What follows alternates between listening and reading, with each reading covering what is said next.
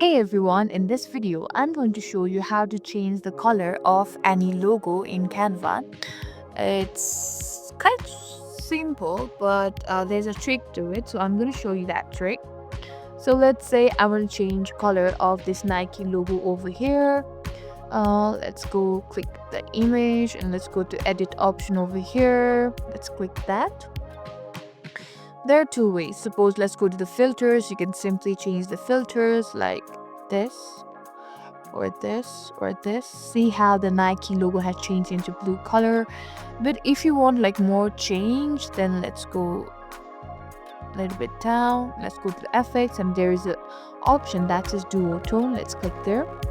And here you can simply choose any color like according to your preference. You can also change it to your own preference, like change the highlight. Suppose I want to make it more like pink and shadows into more like, I don't know, yeah, this going to purple. So it's totally up to you how you want to change it. So this is how you change logo in Canva. I hope this video was helpful.